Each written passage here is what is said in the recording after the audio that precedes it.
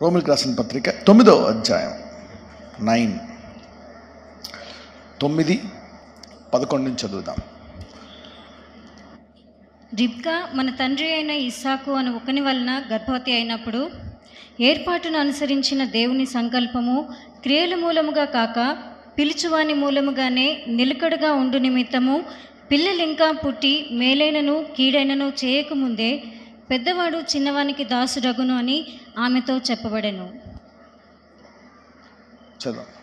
ఇందును గూర్చి నేను యాకోబును ప్రేమించి తిని ఏసావును ద్వేషించి తిని అని వ్రాయబడి ఉన్నది. కాబట్టి ఏమందుము, దేవుని యందు అన్యాయం కలదా? అట్లనరాదు. అందుకు మోషేతో ఈలాగు చెప్పుచున్నాడు, ఎవనిని కరుణింతునో వానిని కరుణింతును, ఎవని ఎడల జాలి చూపుదునో వాని ఎడల జాలి చూపుదును. ఒకసారి నన్ను ఎవరు అడిగారు అన్నమాట ఈ ప్రశ్న. దీని అర్థం ఏంటి? They asked me, what's the meaning of this? నేను ఎవరిని కరుణింతునో వాన్ని కరుణింతును, ఎవని ఎడల జాలి చూపుదునో వాని ఎడల జాలి చూపుదును. అయితే ఇక్కడ ఏమని ఉంటుందంటే, చాలామంది అనుకుంటారు దేవుడికి అంతా తెలుసు కదా, జరిగేది జరుగుతుంది, దేవుడికి నా గురించి సమస్తము తెలుసు, నేను చేసే చెడ్డ పనులు తెలుసు, మంచి పనులు తెలుసు, నా భవిష్యత్తు తెలుసు, అన్నీ తెలుసు, కాబట్టి ఇక నేను చేయాల్సింది ఏంటి, జరిగేది జరుగుతుంది అనుకుంటారు. అవునా? మంచి జరగాలనుకుంటే దేవుడు చేస్తాడు, చెడు జరగాలనుకుంటే దేవుడు చేస్తాడు, ఆశీర్వదించాలంటే దేవుడు చేస్తాడు, కాబట్టి మన చేతుల్లో ఏమీ లేదు అని అంటారు. దాని గురించే మనం స్టడీ చేద్దాం. మరి ఇక్కడ దేవుడు ఇక్కడ ఒక మాట అంటున్నాడు. ఏమంటున్నాడంటే, ఒకని వలన గర్భవతి అయినప్పుడు ఏర్పాటును అనుసరించిన దేవుని సంకల్పము క్రియల మూలముగా కాక పిలుచువాని మూలముగానే నిలకడగా ఉండు నిమిత్తము పిల్లలింకా పుట్టి మేలైనను కీడైనను చేయకముందే 12వ వచనము, పెద్దవాడు చిన్నవాడికి దాసుడగును ఆమెతో చెప్పబడెను. ఇందును గుర్చి నేను యాకోబును ద్వేషించి తిని, యాకోబును ప్రేమించి తిని, ఏసావును ద్వేషించి తిని అని వ్రాయబడ్డారు. అంటే ఇక్కడ మరి దేవుడు యాకోబును ప్రేమించి మరి ఏసావుని ద్వేషిస్తే మరి ఏసావు మీద నేరం ఎందుకు మోపుతున్నాడు మళ్ళా పౌలు? అవునా? ఏసావు గురించి అక్కడ రాస్తారు, ఒక పూట కూటి కొరకు మరి తన జ్యేష్ఠత్వము నమ్మి వేశాడని. మరి ఇక్కడ దేవుడే ఒకళ్ళని ప్రేమించి ఒకళ్ళని ద్వేషించినప్పుడు మరి ఏసావు మీద ఎందుకు నేరము మోపాలా? మరి దేవుడు ఎవరిని ప్రేమిస్తాడు, ఎవరిని ఆశ్రదిస్తాడు, వాడిని ఆశ్రదిస్తాడు. అవునా? నీకు పిల్లవలేదు, ఇవ్వడు. నీకు రోగం వచ్చింది, నువ్వు చేస్తావు. మరి ఈ లెక్కన నేను స్వస్థత ప్రార్థనలు పెట్టడం అనవసరం, దయ్యాల్ని వెళ్ళగొట్టడం అనవసరం, ఆశీర్వాదాలు కూడా ప్రార్థన చేయడం, దేవుడు ఆశీర్వదిస్తాడు లేకపోతే శపిస్తాడు. So we don't need to do. మనం ప్రార్థన చేయడం కూడా అనవసరం, ఈ కొండను చూసి పోమడం కూడా అనవసరం. దేవుని చిత్తమైతే పోతుంది, లేకపోతే పోదు. ఇక్కడే క్రైస్తవులకి మరి చాలామందికి అర్థం కాలేదు. ఏంటి, వాట్ ఈస్ గాడ్స్ ప్లాన్? ఇంక విశ్వాసంతో ఏం పని ఉండదా? ఇక మేము చేయాల్సింది ఏమీ లేదా? మరి మేము మంచి చేస్తే మాకు మంచి రాదా, చెడు చేస్తే చెడు రాదా? ఏం చేయాలా? What should I do? కాబట్టి అందుకే ఇక్కడ రాస్తాడు, కాబట్టి ఏమందుము 14వ వచనం 9:14లో, దేవుని యందు అన్యాయము కలదా? అట్లా అనరాదు. అందుకు మోషేతో ఇలాగూ, ఎవనిని కరుణింతునో వానిని కరుణింతును, ఎవని ఎడల జాలి చూపుదునో వాని ఎడల జాలి చూపుదును. కాగా పొందగోరు వాని వలనైనను ప్రయాసపడు వాని వలనైనను కాదు, కానీ కరుణించు దేవుని వలనే అగును. అంటే అర్థం ఏంటి? నీవు పొందాలనే ప్రయాసం ఉండకూడదు. అవునా? So you cannot expect anything from God. మరి ఏంటి, how to understand this system? చూడండి, ఇదొక్క అధ్యాయమే కనుక ఉన్నట్లయితే ఇదొక్కటే కరెక్ట్. అవును, బైబిల్లో ఇదొక్క అధ్యాయము, ఈ కొన్ని వచనాలే ఉన్నాయనుకోండి, అవునా, అది కరెక్ట్ అవ్వచ్చు. అయితే దేవుడు అనేక విషయాలు, మనం బైబిల్ అంతా కలిపి మనం చూసుకున్నట్లయితే దేవుడు అనేక విషయాలు మనకు బయలుపరుస్తాడు. చూద్దాం, 17 నుంచి చదువుదాం. మరియు లేఖనము ఫరోతో ఇలాగు చెప్పెను, నేను నీయందు నా బలము చూపుటకును నా నామము భూలోకమందంతటా ప్రచురమగుటకును అందు నిమిత్తమే నిన్ను నియమించి తిని. కావున ఆయన ఎవనిని కనికరింపగోరునో వానిని కనికరించును, ఎవని కఠినపరచగోరునో వాని కఠినపరచును. అంటే మోషేని ఇజ్రాయేలీని కనికరించాడు, ఫరోని ఐగుప్తీయుల్ని ఏం చేశాడు? కఠినపరిచాడు. దేవుడే చేశాడు. అందుకే అంటారు దేవుడు ఇచ్చాడు, దేవుడు తీసుకున్నాడు. అంటే మనం సాధారణంగా అది మరి దాన్ని చాకచక్యంగా వాడుతూ ఉంటాం. అవునా? ఆశీర్వదించబడిన వాళ్ళ దగ్గరికి వెళ్ళి దేవుడు భలే ఆశీర్వదించాడండి మిమ్మల్ని, ప్రైజ్ ద లార్డ్ అంటారు. అవునా? ఎవరన్నా దుఃఖంలో ఉండి ఏదైనా అఘాయిత్యం జరిగిన వాళ్ళకి దేవుడు తీసుకెళ్ళిపోయాడు అమ్మా, ఆయన చిత్తం పర్లోకం ఉంటాడు, నువ్వేం కంగారు పడకంటారు. ఇక్కడ ఒక డైలాగ్ వేస్తారు, అక్కడ ఒక dialogue. We don't know how to deal with this cases. దీంతో ఎలా డీల్ చేయాలి? ఇంతకీ ఏది నిజం? కరెక్టే, వీళ్ళ దగ్గర వీళ్ళు, వాళ్ళ దగ్గర వాళ్ళ, కానీ ఏది కరెక్ట్? నీకు సమస్య వచ్చిందనుకో, ఇప్పుడు ఏంటి? నువ్వు దాన్ని జయిస్తావా లేకపోతావా? Will you conquer it or will you not conquer it? Now మనం ఒక్కొక్కసారి కరెక్టే, వాళ్ళ దగ్గర అవునా ఏడ్చి వాటితో ఏడువుడి, నవ్వు వాటితో నవ్వుడి ఉంది, కరెక్టే. అటు ఏడుస్తున్నావు ఇక్కడ, అటు నవ్వుతున్నావు. కానీ నీకు వచ్చినప్పుడు ఏం చేస్తావు? ఏడుస్తావా నవ్వుతావా? When it comes to you, what you do with that? అవునా? ఆ వ్యక్తికి రోగం వచ్చింది, చనిపోయాడు. ఈ వ్యక్తికి రోగం వచ్చింది, బతికాడు. నీకు వచ్చింది, ఏమవుతుంది?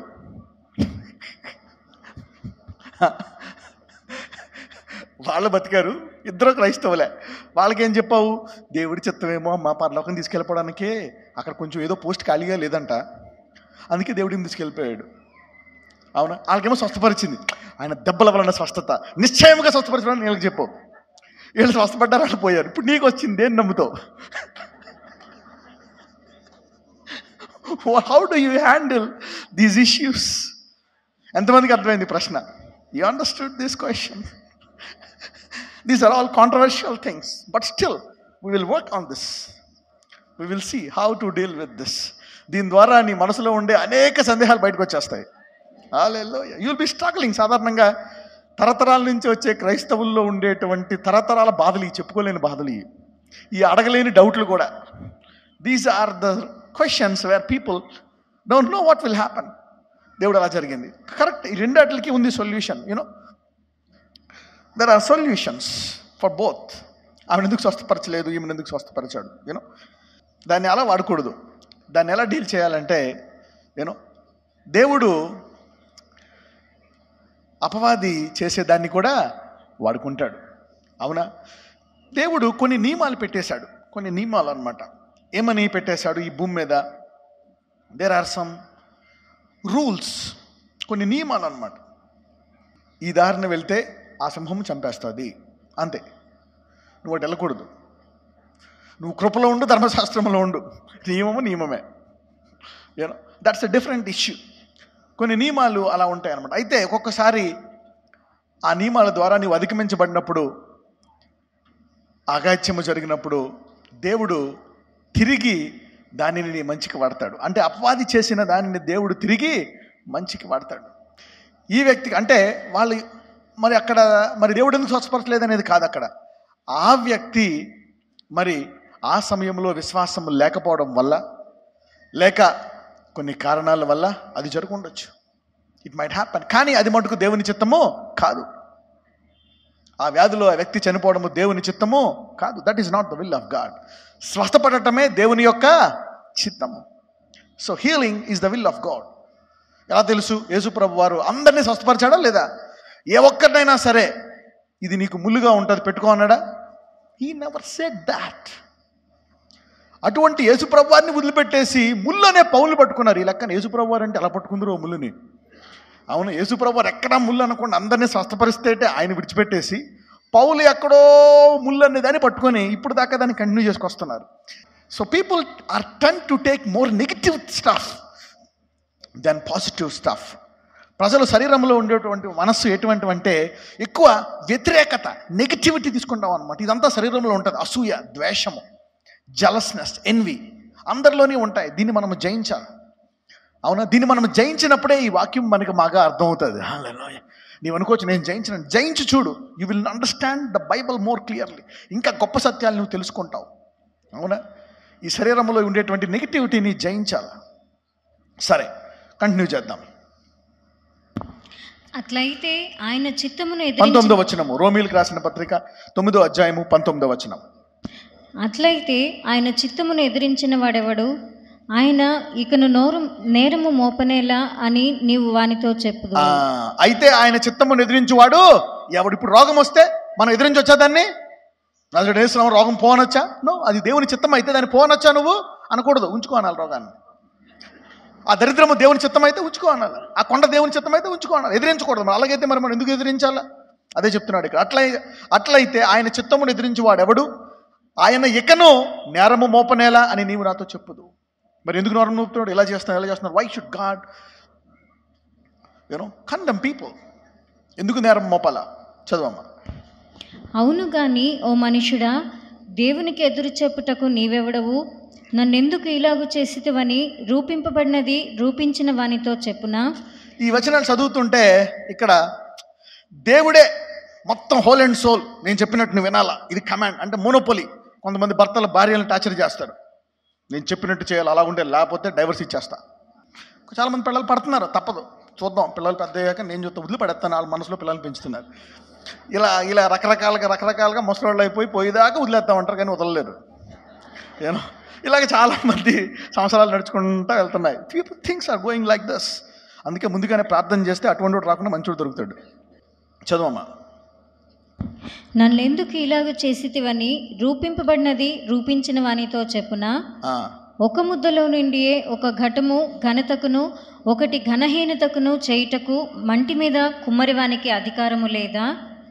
అలాగూ దేవుడు తన ఉగ్రతను అగుపరచుటకును తన ప్రభావమును చూపుటకును ఇచ్చయించిన వాడై నాశనమునకు సిద్ధపడి ఉగ్రతాపాత్రమైన ఘటములను ఆయన బహుదీర్ఘశాంతముతో సహించిననేమి? మరియు మహిమ పొందుటకు ఆయన ముందుగా సిద్ధపరిచిన కరుణాపాత్ర ఘటముల ఎడల, అనగా యూదులలో నుండి మాత్రము కాక అన్యజనులలో నుండి ఆయన పిలిచిన మన ఎడల తన మహిమైశ్వర్యము కనుపరచవలనని ఉన్న ఏమి? అంటే ఒకళ్ళనేమో ఆయన చిత్త ప్రకారం నాశనానికి అవమానపరచడానికి, ఇంకొకరిని గంతకి ఏర్పరచుకున్నాడు. అంటే ఈ లెక్క మనం స్వార్థ చెప్పొచ్చా? చెప్పడానికి వీలు లేదు. ఈ లెక్క నేను ఇక్కడ స్టేజ్ మీద మీకు చెప్పడానికి కూడా అనవసరం. మీకు జరుగుతుంది, దేవుడు నిర్ణయం చేశాడు. కాబట్టి వాక్యం వినడం వల్ల నీకు ఎక్స్ట్రా జరిగేది ఏమీ లేదు అని అనుకోవచ్చు. ఈ వచనాల ప్రకారం చదువుతుంటే నథింగ్ విల్, జరిగేది జరుగుతుంది, ఇంక నాకేమి రాసి పెట్టింది అవుతుంది అని అనుకుంటున్నాం. చదవమ్మా.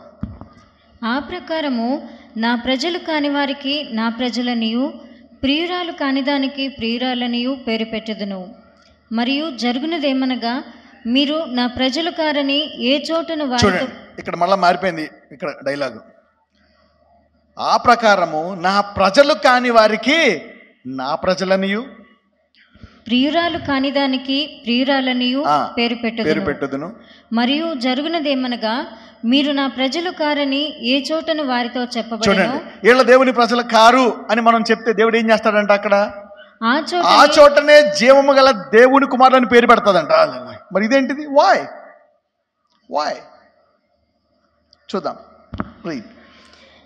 ఆ చోటనే జీవము గల దేవుని కుమారులని వారికి పేరు పెట్టబడును అని హోషేయలో ఆయన చెప్పుచున్నాడు. మరియు ప్రభువు తన మాట సమాప్తము చేసి...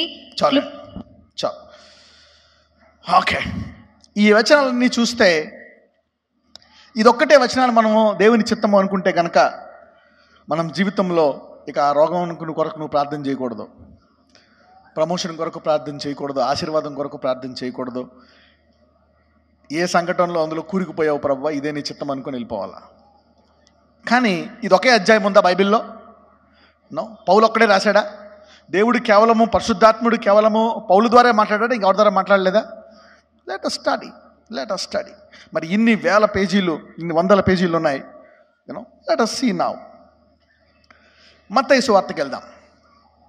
దీని అంతటినీ చూసుకుంటే you will feel that God is monopoly. దేవుడే ఆయన ఇష్టం నువ్వు అడగకూడదు. ఆ మంటి చేసినటువంటి దేవుణ్ణి అడగకూడదు, నువ్వే అది అనుభవించాల్సిందే, జరగాల్సిందే, ఆయన చెప్పింది చేస్తాడు అనే రీతిగా ఈ అధ్యాయం ఉంది. ఎందుకని ఇలా డీల్ చేస్తున్నాడు? Why God is dealing like this? ఎందుకని ఇలా డీల్ చేస్తున్నాడు అంటే, ఈ రోమియోలకు రాసిన పత్రికలో ఇక్కడ యూదుకి రాస్తున్నాడు అనమాట. యూదులతో మాట్లాడుతున్నాడు. యూదులు ఇక మేమే బ్లెస్డ్, అన్ని జనులు కాదు, అవునా, ఇక మా ఇష్టము అని చెప్పి వాళ్ళు ఇప్పుడు దాకా అన్ని జనులంతా కాదు మేమే అని అన్ని జనులను అందరినీ వెలివేసినటువంటి యూదులకి ఇవన్నీ రాస్తున్నాడు అనమాట. ఇప్పుడు ఎలాగైతే దేవుడు వారిని ద్వేషించి ఇలా చేశాడు, ఇప్పుడు అన్ని జనులను కూడా పిలుచుకుంటాడు. కాబట్టి మీరు అన్ని జనులకు కూడా సువార్త చెప్పాలా అనిగా ఇక్కడ యూదులకు రాస్తున్నాను. This is for the Jews. రూల్స్కి రెస్ట్రిక్షన్కి బౌండ్ అయిపోయినాడు. అంటే ఇక దేవుడు మారడు. ఒకసారి ఒక రూల్ పెట్టిన తర్వాత ఇక దేవుడు మారడు, అలాగే ఉంటాడు అని అనుకుంటారు అందరూ. కరెక్టే, దేవుడు అన్నాడు మారడు. కానీ దేవుడు ఎప్పుడూ మాట్లాడేవాడు, అవునా కదా? Yes, God always talks to us. ఆయన ఆది నుంచి, అవునా, అంతము నుంచి మొదలుపెట్టి ఆదికి వెళ్ళి అక్కడి నుంచి ఆయన జరిగించగలరు. God finishes and then begins. ఆయన సమస్తాన్ని ముగించేసి అప్పుడు నీ జీవితంలో మొదలు పెట్టచ్చు. మరి మా సమస్తం ఆయన ముగించేసిన ఆయనకి అన్నీ తెలుసు కదా, మనం ఎందుకు కాపాడలేదు ఇలాగా? Let us see how to deal with that. మత్తయి సువార్త 13వ అధ్యాయానికి వద్దాం. 11 నుంచి చదువుకుందాం. అందరి మనసుల్లో క్వశ్చన్లు అనమాట, ఏంటిది? రైట్, మత్తయి సువార్త 13వ అధ్యాయము 11 నుంచి చదువుకుందాం. పరలోక రాజ్య మర్మములు ఎరుగుట మీకు అనుగ్రహింపబడి ఉన్నది, కానీ వారికి అనుగ్రహింపబడలేదు. రైట్, ఎందుకని? ఇక్కడ యేసుప్రభువు శిష్యులతో మాట్లాడుతున్నాడు. పరలోక రాజ్య మర్మములు ఎరుగుట మీకు అనుగ్రహింపబడి ఉన్నది కానీ వారికి అది దేవుని చిత్తం అండి, ఆయన ఇష్టం. అవునా? యాకోబుని ప్రేమించాడు, ఏశావుని ద్వేషించాడు. కొంతమందికి ఘనముగాను, కొంతమందికి ఘనహీనముగాను, కొంతమంది బంగారముగాను, కొంతమందిని మట్టిగాను చేశాడు. ఆయన ఇష్టం. ఓ నరుడా, దేవుని చిత్తం ఎదిరించటకు నీవేపాటి వాడు, నోరు మూసుకో అని చెప్పొచ్చు మనం. అవునా? సో ఇక్కడ ఏమంటున్నాడంటే యేసుప్రభు వారు, పరలోక రాజ్యం మర్మములు ఎరుగుట మీకు అనుగ్రహింపబడి ఉన్నది. అది తండ్రి మీకు అనుగ్రహించాడు కాబట్టి మీకు వస్తుంది. కాబట్టి మీరు అనండి, వాళ్ళు వినడానికి వీలు లేదు అన్నాడా? అదేనా దీని అర్థము? మరి రోమిల ప్రకారం చూసుకుంటే దీని అర్థం అదేనా? చూద్దాం. కలిగిన వానికే ఇయ్యబడును, వానికి సమృద్ధి కలుగును. లేని వానికి కలిగినదియు వాని యొద్ద నుండి తీసివేయబడును. మరియు వారు చూచుచుండి, కలిగిన వానికే ఇయ్యబడును, వానికి సమృద్ధి కలుగును. లేని వానికి కలిగినదియు వాని యొద్ద నుండి తీసివేయబడను. రైట్, ఇక్కడ మార్పు వస్తుంది అన్నమాట. నౌ గాడ్, దేవుడు ప్రతి మనిషికి ఒక చిత్తాన్ని ఇచ్చాడు. ఎలా ఇచ్చాడు? మోషేతో చెప్తాడు, ఇదిగో ఇక్కడ జీవం ఉంది, ఇక్కడ మరణం ఉంది. ఈరోజు నీకేం కావాలో కోరుకో. అది మానవుడికి విడిచిపెట్టాడా, లేకపోతే దేవుడే నా ఇష్టం అంటున్నాడా? He gave to man. మానవుడికి ఇచ్చిపెట్టాడు అనమాట, మానవుడికి విడిచిపెట్టాడు. ఒక వ్యక్తి వచ్చి అంటాడు, అయ్యా నన్ను స్వస్థపరచండి అంటాడు. నమ్ముట నీ వశమైతే సమస్తము నాకు కరెక్ట్, నాకు సాధ్యమే. కానీ నాకంతా సాధ్యమైనప్పటికీ కూడా మొత్తం నా చేతిలో లేదు, నీ చేతిలో కూడా కొంచెం పెట్టాడు దేవుడు. హల్లెలూయా. ఏమంటాడు? నువ్వు నమ్మాలా. If you can believe all things are possible. నాకు సమస్తం సాధ్యమే, కరెక్టే. కానీ సమస్తం నా మీద కూడా లేదు, సమస్తం దేవుడి మీద కూడా లేదు, నీ మీద కూడా ఉంది, నీ బాధ్యత కూడా ఉంది. ఈ వాక్యం విని నీ విశ్వాసం పొందుకుంటే కలిగిన వానికి ఇంకా ఇవ్వబడుతుందంట. హల్లెలూయా. ఇది వినకుండా లేదు నేను అన్నంటే లేని వారి మధ్య ఉన్నది కూడా. So it is not all up to God, neither it is all up to man. It is some to God and some to you. అంటే దేవుడు మానవుడికి రెస్పెక్ట్ ఇచ్చాడా లేదా? అయితే ఇక్కడ మానవుడికి కొంత పవర్ ఇస్తున్నాడు. ఏమంటున్నాడు? అవునా, కలిగిన వానికి ఇయ్యబడును, వానికి సమృద్ధి కలుగును. లేని వానికి కలిగినది వాని యొద్ద నుండి తీసివేయబడును. ఓకే, ఇక్కడ మనకి ఇప్పుడు కొంచెం తేడా కనపడుతుంది అన్నమాట. ఇక్కడ మానవుడికి రెస్పెక్ట్ ఇచ్చాడా లేదా? ఎస్. ఇట్స్ నాట్, అంటే దేవుని మీద సమస్తము లేదు. దేవుడు ఎలా సృష్టించాడంటే మానవుడిని సమస్తం నా మీదే లేదు, నీ మీద కూడా ఉంది అంటున్నాడు. అందుకే అనేకుల్ని చూసి, అమ్మా నీ విశ్వాసమే నిన్ను స్వస్థపరిచింది అంటాడు. It is not up to God, it's also up to man. కాబట్టి ప్రార్థించి దేవుని వాక్యం విని విశ్వాసములో ఎదుగుకున్న వారికి అధిక కృప ఇవ్వబడుతుంది. Hallelujah. So there is a difference. మరి ఇంత దూరం వచ్చి కూర్చోవడం టైం వేస్ట్ కదా, నేను అక్కడి నుంచి రావడం నా టైం వేస్ట్ కదా, you know. So let us study. మరి ఈ లెక్కన రోమిలో అలాగెందుకు రాయబడ్డది? నేను అవును కరుణింతును, అన్నే కరుణింతును అంటే ఎవరైతే విశ్వాసముతో కనికరిస్తారో వాళ్ళకి కనికరం ఇస్తాను, ఎవరైతే కఠినపరుచుకుంటారో నువ్వు కఠినపడు అని ఇంకా కఠినాన్ని వాడికి ఇస్తాను. Hallelujah. You are getting me now. So ఎవరిని కనికరిస్తాడు, ఎవరిని కఠినపరుస్తాడు? Now you are going to get some understanding. అంటే కనికరము కలిగిన వానికి ఏమేమబడుతుంది? కనికరం, ఇంకా ఎక్కువ కనికరం ఇవ్వబడుతుంది. అవునా? వాడు కఠినుడు అనుకో, వాడు హృదయంలో ఉండే కొంచెం కనికరం కూడా ఏం చేయబడుతుంది? అప్పుడు ఏమవుతుంది? వాడి హృదయము ఇంకా కఠినం అవుతుంది. ఇంకా కఠినపరుచు, ఇంకా ఏమవుతుంది? వాడి హృదయము ఇంకా కఠినం. అసలు కనికరం అనేదే లేకుండా పూర్తిగా బయటకు వచ్చేస్తుందంట. That is dangerous. అంటే ఈ మాట కేవలము దేవుని మీదే ఆధారపడి ఉందా, లేక మానవుడి మీద కూడా ఆధారపడి ఉందా? ఎస్. నేను ఎవరిని కనికరించునో వాడిని కనికరించుదును, ఎవరిని కఠినపరుదునో వాడిని. ఓకే, ఇప్పుడు చాలామందికి ఒక ఐడియా వచ్చినట్టుంది. ఓకే, ఇంకా సస్పెన్స్లో పెడితే మీకు అర్థం కాదు. సో ఇప్పుడే మిస్టరీ సాల్వ్ చేసి ఇంకా వాక్యం చెప్తాను. I will give explanation. చదవం. మరియు వారు చూచుచుండియు చూడరు, మరియు వారు చూచుచుండియు చూడరు. చూడరు అంటే వాళ్ళకి వినాలని ఉంటుంది, కానీ ఏంటి వినేది? వారు వింటే వారికి నిజం తెలుసుకునేవారు, కానీ లోపల కొంచెం కొవ్వు ఎక్కువయ్యి ఎవడంటాడు ఇది చెప్తే నేనండవేటి, నేనే గ్రేట్. అవునా? వారు చూచుచుండియు చూడరు, వినుచుండియు వినకయు గ్రహింపకయు ఉన్నారు.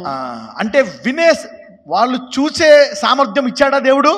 ఇచ్చాడు, కానీ చూడరు. వినే సామర్థ్యం ఇచ్చాడా? కానీ వినరు. They got the ability, they got some level of blessing that God has given, but they are denying that. దేవుడు ప్రతి మానవుడికి ఇచ్చినటువంటి కొంత సామర్థ్యాన్ని వాళ్ళు ఉపయోగిస్తున్నారా? ఉపయోగించట్లే. They are not using. Every man has an ability. ప్రతి ఒక్కరికి తన సృష్టికర్తను ఎరిగే సామర్థ్యము ఉంది, ఆయన్ని తెలుసుకుని చూసే సామర్థ్యము ఉంది. అంటే వీళ్ళు సామర్థ్యాన్ని వాడుతున్నారా, వాడలేదా? వారు చూచుచుండియు చూడరు, వినుచుండియు వినకయు గ్రహింపకయు ఉన్నారు. అంటే ప్రతి ఒక్కరికి చూసే సామర్థ్యము, వినే సామర్థ్యము, గ్రహించే సామర్థ్యము ఉందా లేదా? ఎస్. ఇక్కడ ఉండి చేయట్లేదా, లేక చేయట్లేదా? ఉండి చేయలేని వారి హృదయాన్ని ఏం చేస్తాడు ఆయన? కఠినపరుస్తాడు. గెటింగ్ మీ నా? ఓకే, చదువు. ఇందు నిమిత్తము నేను ఉపమాన రీతిగా వారికి బోధించుచున్నాను. ఇందు నిమిత్తము చూడండి. అవునా? అంటే వారు గ్రహించుకోవాలన్నా సరే వారు గ్రహించుకోవడం కోసం రాలే, వినడం కోసం రాలే, చూడడం కోసం రాలే. అందుకని అది దేవుడికి తెలుసు కాబట్టి, అవునా, వాళ్ళకి ఏం బోధిస్తున్నాడు? ఉపమాన రీతిగా బోధిస్తున్నాడు. నువ్వు వినడానికి రాలే, అర్థం చేసుకోవడానికి రాలే, నేను ఎందుకు చెప్పాలి నీకు అన్నీ విశుద్ధపరిచి, నా టైం వేస్ట్ అని ఉపమాన రీతిగా ఉపమాన బలి చెప్తున్నాడు అంటున్నారు. ఆయన తెలుసు ఏం చెప్పట్లేదని. వాళ్ళు ఓవర్ యాక్షన్ చేస్తున్నాడు, ఈయన వాళ్ళకి తగ్గట్టు వాక్యం చెప్తున్నాడు. రీడ్.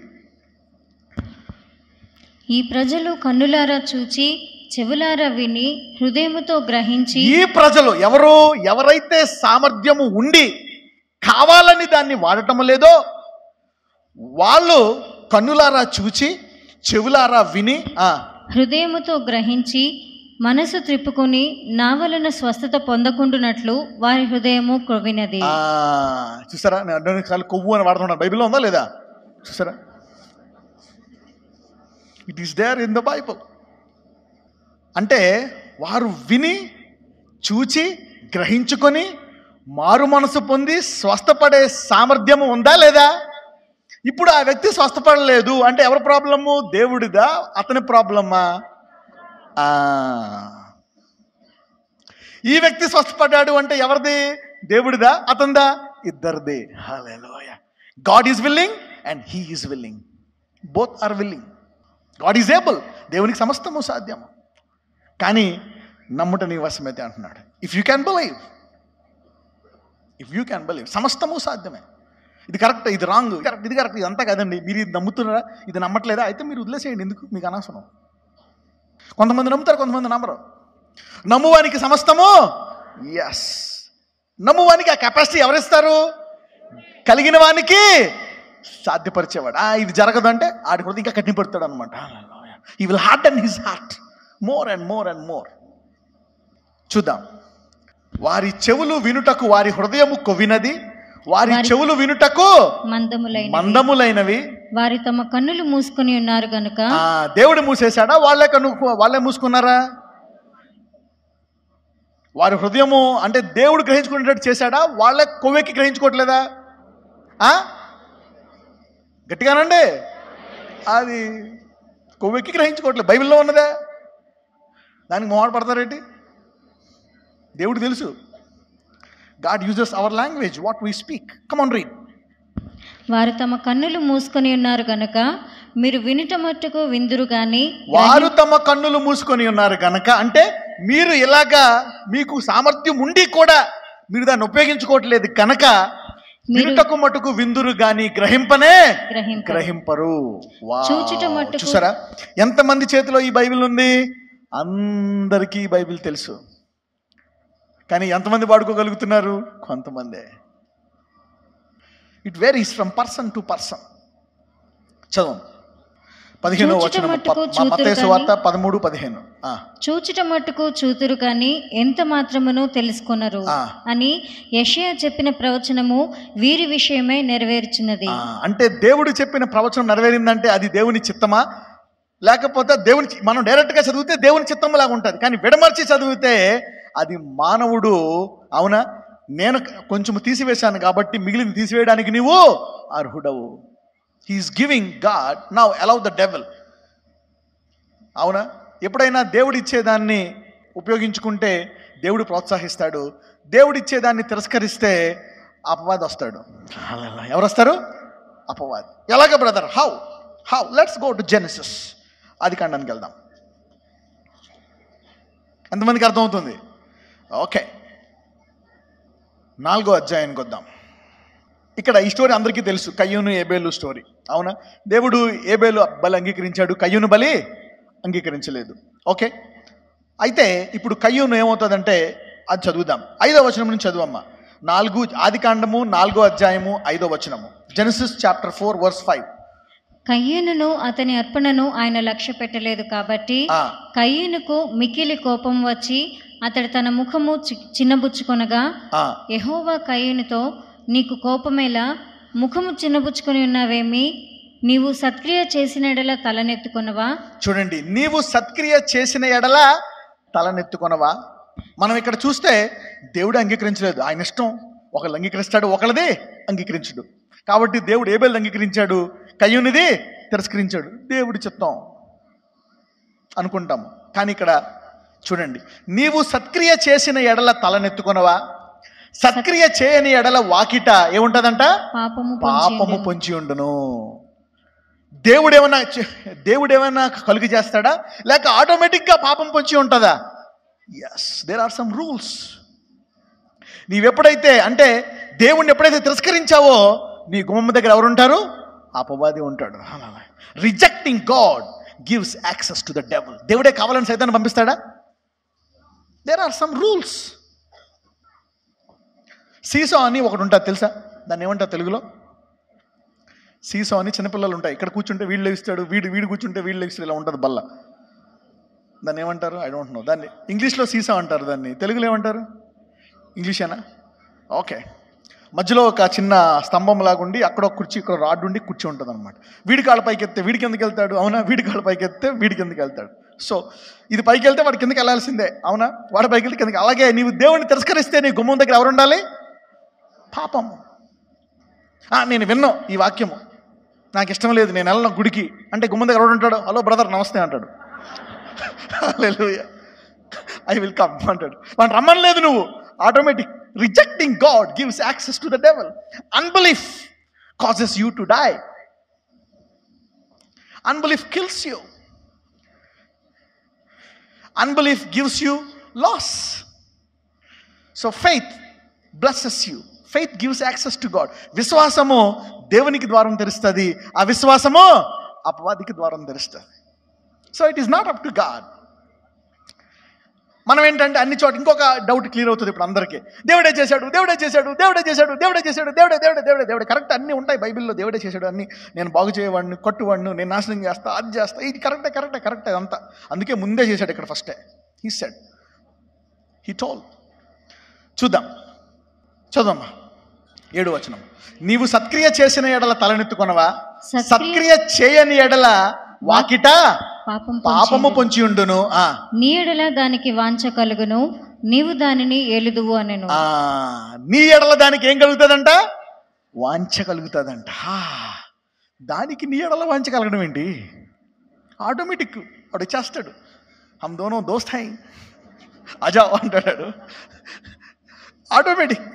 నీ ఉదయం లేచి ఆ ప్రేయర్ పాయింట్లు ప్రార్థించినావు అనుకో, ఆ డే అంతా బ్లెస్డ్గా ఉంటుంది. అవునా? అదే నువ్వు ఏం చేస్తావు ప్రేయర్ పాయింట్లో అని పక్కన పడేసావు అనుకో, బ్రదర్ పద ఇద్దరు వెళ్దాం నీ వెనకాల బైక్ ఎక్కుతాడు. నువ్వు ప్రేయర్ చేసావు అనుకో, దోత ఎక్కుతుంది, నేను will go. So it's up to you what you do. It's up to you. It's up to you. సత్క్రియ చేయాలా చేయకూడదా? కలిగిన వానికి లేని వానవద్దున్నాడు. అంటే ఇప్పుడు ఏదో కొంచెం ఇచ్చే బుద్ధి అని ఉంది కేయునికి, ఇప్పుడు అది కూడా ఉందా? అది కూడా పోయి ఏమైపోయాడు మనోడు? మర్డర్ చేసేవాడు అయిపోయాడు. He became a murderer. Look at that. One problem leads to other problem. ఒకటి తర్వాత ఇంకోటి, తర్వాత ఇంకోటి, ఇంకోటి, ఇంకోటి, ఇంకోటి, ఇంకోటి, ఇంకోటి, ఇంకోటి, ఇంకోటి. సో ఇప్పుడు సమస్తము దేవుని మీదే ఉందా, మన మీద కూడా ఉందా? ఇద్దరి మీద ఉంది. God and to you. నీకు ఇచ్చిన సామర్థ్యాన్ని వాడుకోవాలా లేదా? You have to use. అంటే ఇన్ని సంవత్సరాలు నీవు చేస్తున్నటువంటి ప్రార్థన, నీ భక్తి, నీ విచ్చుట, నీ వాక్యానుసారమైన జీవితంలో ఏది వృధా కాదు. హల్లెలూయా. Nothing is wasted. పక్కన వాళ్ళు చెప్పండి, నీవు దేవునిలో చేసిన సామర్థ్యం ఏది వృధా కాదని చెప్పండి. Nothing. What ever you exercise for God is never wasted. నీవు చేసిన చిన్న ప్రార్థన, నీవు ఇచ్చిన మంచి పని, నథింగ్ ఈజ్ వేస్టెడ్. నీ ఎడల దానికి వాంఛ కలుగును, నీవు దానిని ఏలుదువు. సో పాపం మీద వాంఛ కలిగింది, ఏం చేశాడు ఇప్పుడు? అవునా, దేవుణ్ణి కొంచెము తక్కువ చూపు చూసిన వాడు ఏమైపోయాడు? నరహంతకుడు అయిపోయాడు. The devil is at the door, access to the devil, and he became N evil person. Okay, come back again. So ఒక అధ్యాయం, ఒక వచనాన్ని బట్టి మనం మొత్తం తెలుసుకోగలమా? నో. సో అందుకనే మనం బైబిల్ అంటాం అనమాట. అవునా, కొంతమంది అంటారు ఈయన పాత నిబంధన చెప్పడం. ఎందుకు చెప్పను పాత నిబంధన? నేను చెప్పేది ఎక్కువ పాత నిబంధన కొత్త నిబంధన? పాత నిబంధనే. రెండూ చెప్తాను, కొత్త నిబంధన చెప్తాను, పాత నిబంధన. Both are there. You need to know how to divide the truth and learn. Okay, ఇప్పుడు చదువు, కంటిన్యూ చేయి. ఇక్కడికి వచ్చేసే మత్తయి సువార్త 13కి వచ్చేసే. 13 అధ్యాయం ఎక్కడ ఆపం? అక్కడి నుంచి చదువు. 16వ వచనం. మత్తయి సువార్త 13వ అధ్యాయము 16వ వచనము. అయితే మీ కన్నులు చూచుచున్నవి గనుక. అయితే మీ కన్నులు చూచుచున్నవి గనుక ఎవరితో అంటున్నాడు? శిష్యులతో అంటున్నాడు. వాళ్ళకేమో సామెతల్లో చెప్పాడు, వీళ్ళనేమంటున్నాడు? మీ కన్నులు అంటే మీకు ఇచ్చిన సామర్థ్యాన్ని మీరు ఏం చేస్తున్నారు? వాడుతున్నారు. మీ కన్నులు చూచున్నవి గనక అవి ధన్యములైనవి, మీ చెవులు వినుచున్నవి గనక అవి ధన్యములైనవి. చదవమ్మా. అనేక ప్రవక్తలను నీతిమంతులను మీరు చూచు వాటిని చూడగోరియు చూడకపోయిరి, మీరు విను వాటిని వినగోరియు వినకపోయిరని మీతో నిశ్చయముగా చెప్పుచున్నాను. హల్లెలూయా. అంటే సమస్తము దేవుని చిత్తమేనా? కాదు. It's not all to God. పక్కన చెప్పండి, సమస్తము దేవుని చిత్తమే కాదని చెప్పండి. నీకు ఇచ్చిన తలాంతుల మీద కూడా ఆధారపడి ఉంటుందని చెప్పండి. Yes, God did not connect his ability only to himself. He has also given you some ability to have access to his ability. దేవుడు సామర్థ్యం అంతా తనలోనే పెట్టుకోలే, నీకు కూడా కొంత సామర్థ్యము ఇచ్చాడు. నీ సామర్థ్యముతో ఆయన సామర్థ్యమును వాడుకోవచ్చు నువ్వు. అంటే మానవుడికి ఆయన స్వతంత్రత ఇచ్చాడు. He has given some power to man. పక్కనతో చెప్పండి, నీకు కూడా అధికారం ఉంది అని చెప్పండి. అందుకే అంటాడు, మానవుడిని కూడా నేను నా స్వరూపములో చేశాను. హల్లెలూయా. He made man in God's image. నీవు దేవుని సామర్థ్యం అంటే నీకు కూడా ఇలాంటి తత్వము ఉంది. You have the ability to take or not to take. ఆశీర్వదింపబడాలా, శపింపబడాలా, ఇలా చేయాలనేటువంటి సామర్థ్యము నీకు కూడా ఉంది. You are like God. పక్కనతో చెప్పండి, నీవు దేవుని స్వరూపంలో చేయబడ్డావని చెప్పండి. కాబట్టి నీలో కూడా దైవ లక్షణాలు ఉన్నాయని చెప్పండి. Yes, you too have the ability of God in you. కాబట్టి సమస్తం అంతా దేవుడి చిత్తమే. అంతా దేవుడే, అంతా దేవుడే. అంతా దేవుడు కాదు. పక్కన చెప్పండి, అంతా దేవుడు కాదు అనండి. అంతా ఆయనే. నో, అంతా ఆయన లేదు. దేవుడు అలా చేయలే. కొన్ని చోట్ల ఉంటుంది. ఈ రోమీలు ఆ అధ్యాయం చూస్తే సమస్తము ఆయనే అని ఉంటుంది. ఆయన ద్వేషించాడు, అంతా ఆయనే, మనదేం లేదురా. ఏం చేయాలి? బైబిల్ మూసేసి ఇంట్లో పడుకో చచ్చిదాకా. It's not all up to God. Okay, let's now. చాలా మందిలో తరతరాల నుంచి ఉండే డౌట్లు వెళ్ళిపోతాయి ఈరోజు. హల్లెలూయా. నీకుండే తలాంతు పూర్తిగా లేకపోయినా ఆ కొంచాన్ని వాడుతున్నావు అనుకో, దాంతో ఫెయిల్ అయిపోతున్నావు అనుకో, దేవుడు ఆ సామర్థ్యాన్ని ఉపయోగించడం నీవు చూసి నిన్ను తప్పకుండా ఆయన సామర్థ్యం ఇచ్చి నిన్ను పాస్ చేయిస్తాడు. హల్లెలూయా. పేతురు నేను నడుస్తాను అని అతను వచ్చి భయపడిపోయి ములుగుతుండగా దేవుడు అతను తీసుకెళ్ళాడా లేదా మళ్ళీ కాపాడి? ఎస్. సో నీకు కలిగిన సామర్థ్యాన్ని వాడాలా లేదా? Use your ability. చాలా చెప్పొచ్చు నీకు అసాధ్యమైనది లేదని. కాదు, నీకున్న దాంతో చెయ్యి పైకెత్తు, ఆకాశము నుండి ఆ మహా చెయ్యి వచ్చి నిన్ను ఆదుకుంటుంది. Hallelujah. So it's not completely up to God. So దేవుడు తనకే సమస్తము నాకే అని పెట్టుకోలే, నీకు కూడా సామర్థ్యాన్ని ఇచ్చాడు. He has given. అందుకే గుడ్డివాడిని అడుగుతాడు, నేను ఇది నేను చేయగలను, నీవు నమ్ముచున్నావా అంటాడు. అతను ఏమంటాడు? నమ్ముచున్నాను. Do you believe it? Yes I believe. Yes I believe. So God అంటే ఇంత గొప్ప దేవుడు సమస్తాన్ని తనకే పెట్టుకోలే, మానవుడు కూడా కొంత అధికారం ఇచ్చాడు. Hallelujah. God himself, such a mighty God, ఇంత గొప్ప దేవుడు మానవుడు కూడా అందుకు అధికారం ఇచ్చాడు. చాలా అడుగుతూ ఉంటారు, దేవుడే ఉంటే ఇవన్నీ ఎందుకు జరుగుతున్నాయి? దేవుడే ఉంటే దేవుడే ఉంటే దేవుడే ఉంటే. దేవుడికే సమస్తం కాదు బిడ్డ, అవునా? నీ ప్రాధాన్యత కూడా ఉంది. There is a role that man has played. దేవుడే ఉంటే ఎంతమంది అడుక్కునే వాళ్ళు ఎందుకు అన్నారు? ఎంతమందికి చనిపోతున్నారు? ఇన్ని రోగాలు ఎందుకు వస్తున్నాయి? దేవుడే ఉంటే దేవుడే సమస్తము దేవుని వైపు ఉందా? No, it's not up to God, it's up to man also. అందుకే వాక్యం కావాలి. చదవండి సంఖ్యాకాండము 13:30. Numbers chapter 13 verse 30. కాలేబు మోషే ఎదుట జనులను నిమ్మలపరిచి, మనము నిశ్చయముగా వెళ్ళుదుము, దాన్ని స్వాధీనపరచుకుందుము, దాన్ని జయించుటకు మన శక్తి చాలును అనెను. చూడండి, కాలేబుకి అంత శక్తి లేదు, కానీ నా దేవుడు నాతో ఉన్నాడు కాబట్టి మనం వెళ్ళి ఆ కానానీయుల్ని, అవునా, అక్కడ ఉండేటువంటి అమోరీయుల్ని, వాళ్ళందరినీ మనము జయిస్తాము, అమాలేకుల్ని, కానానీయులు అందరినీ మనము జయిస్తాము అని తన సామర్థ్యంతో పాటు దేవుని సామర్థ్యాన్ని కూడా కలుపుకున్నాడు. హల్లెలూయా. మిగిలిన వాళ్ళు దేవుని సామర్థ్యాన్ని కలపలేదు, వాళ్ళ సామర్థ్యమే చూసుకున్నారు కాబట్టి వాళ్ళు ఏమయ్యారు? ఫెయిల్ అయ్యారు. They fail. ఇక్కడ చూస్తే ఇది అందరికీ తెలుసా? ఈ సందర్భము ఎంతమందికి తెలిసి చేయిపోయి కదండి. దేవుడు ఆ కానాన్ని ఇచ్చే ముందు ఇశ్రాయేలీయులకి ఇచ్చే ముందు ఏం చేశాడంటే 12 గోత్రాల నుంచి 12 మందిని పంపిస్తాడు. వెళ్ళి ఆ కానానీయుల్ని, అమోరీయుల్ని ఒకసారి చూసి రండి అంటాడు. అప్పుడు 12 మందిలో, అవునా, 10 మంది చూసి, అమ్మో వీళ్ళందరూ అజానుబాహులు, మనల్ని నలిపేస్తారు, చంపేస్తారు, మన వల్ల కాదు బాబోయ్ అని చెప్పి వాళ్ళు వచ్చి చెడ్డ సమాచారం చెప్తారు. అయితే జాషువా, కాలేబు వెళ్ళి, అవునా, మనం నిశ్చయముగా వాడిని జయించగలము అని చెప్పి వాళ్ళ సామర్థ్యంతో ఎవరి సామర్థ్యాన్ని కలుపుకుంటారు? దేవుని సామర్థ్యాన్ని. దాన్నే విశ్వాసం అంటారు. విశ్వాసం అంటే ఏంటి? Adding God's ability to your ability is called faith. దేవుని సామర్థ్యమును నువ్వు వాడుకోవచ్చు అని నమ్మకాన్ని వ్యక్తపరచడమే విశ్వాసము. లేదు, దేవుడు సామర్థ్యాన్ని నాకు వాడడు, నా సామర్థ్యంతో ఇది అసాధ్యము, నాకు జరగదు, నేను చనిపోతా, ఈ రోగం పోదు, ఎప్పులు పోవో, నేను మారను, నా బతుకు మారదు, నా బతికింతే అనుకుంటున్నావా? అది అవిశ్వాసము. కాబట్టి దేవుడు నీ బతుకంతేనా? అయితే నేనేం చేయలేను, నాకు అంతే అంటాడు. సమస్త శక్తి గల దేవుడు ఎగిరికి వచ్చినప్పుడు నాకేం చేత కాదు, నా బతికింతే, దేవుడు ఏం చేయలేడంటే నేనేం చేయను, నీ బతుకంతే, నాది ఇంతే నిలిపోతాడు ఆయన. So it's in your hand, అది నీ చేతిలో ఉంది. హల్లెలూయా. ఈ రోజు నుంచి ఎవరైతే నమ్ముతున్నారో వారి జీవితాలు సంపూర్ణముగా మార్చబడుతున్నాయి. నీ దరిద్రము ధనముగా మారుతుంది, నీ అనారోగ్యము స్వస్థతగా మారుతుంది. Hallelujah. God is willing to change. ఎవరి హృదయంలో అయితే నా సామర్థ్యానికి ఇప్పుడు దేవుని సామర్థ్యం ఉందో, ఈ రోజు నుంచి నీకు హద్దులు ఉండవు. హల్లెలూయా. పక్కనతో చెప్పండి, నీ సామర్థ్యము దేవుని సామర్థ్యంతో కలిపితే నీ ఆశీర్వాదానికి హద్దులు ఉండవు అని చెప్పండి. If you use your ability to receive God's ability, you become unlimited. Hallelujah.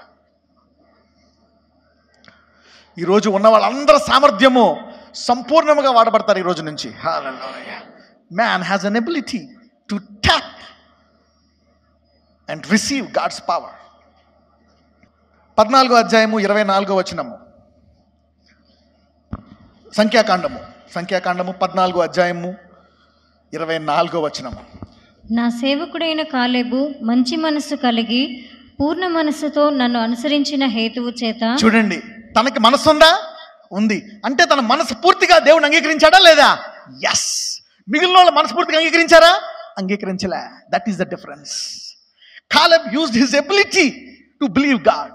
కాలేబు తనకున్న సమస్తాన్ని ఉపయోగించి దేవుణ్ణి నమ్మడానికి ప్రయత్నించాడు. దేవుడు అది సాధ్యపరిచాడా? సాధ్యపరిచాడు. మిగిలిన వాళ్ళు వాళ్ళ సామర్థ్యాన్ని పూర్తిగా ఉపయోగించలే. ఎవరు వెళ్తారో ప్రతి వారం గుడికి, ఎవరు ప్రార్థన చేస్తారో, ఎవరిస్తారు దేవుడికి, ఎవరు ప్రవచించాలా, ఇవన్నీ ఎందుకు? బతికితే బతుకుతాం, లేకపోతే సత్వం, పోయేది ఉంటే పోయేది. ఏం ఫోన్లో ఇలా మాట్లాడితే, వాక్యంలో ఇలా మాట్లాడితే గుడికి వెళ్తే ఏమైనా అవుతుందా? ఏం జరగదు. నీ విశ్వాసం పక్కనే నీకు జరుగును గాక. It happens according to your unbelief. దేవుడే ఉంటే, అందుకే ఇంత గొప్ప దేవుడు ఎందుకే ఏమి చేయలేకపోతున్నాడు అర్థమవుతుంది. ఎంతమందికి అర్థమైంది ఇప్పుడు? ఇంత సామర్థ్యం కలిగిన దేవుడు ఎందుకు ఈ భూమిని మార్చలేకపోతున్నాడు?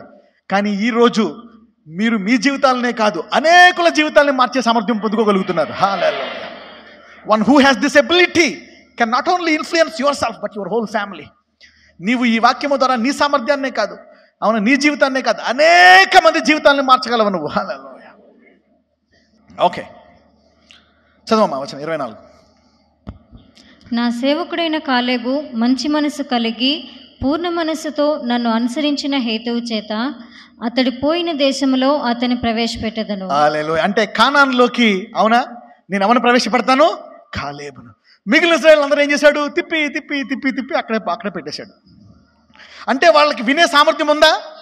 దేవుని వాడుకునే సామర్థ్యం ఉందా? నమ్మి దేవుని శక్తిని చూపించే సామర్థ్యం ఉందా? ఉంది. కానీ వాడారా? వాడలే. కాలేబు వాడాడా? వాడాడు. అంటే ఇప్పుడు సమస్తము దేవుని మీదే ఉందా, మన మీద కూడా ఉందా? Yes. It's not all up to man, neither it is not all up to God. 38వ వచనం చదువుదాం.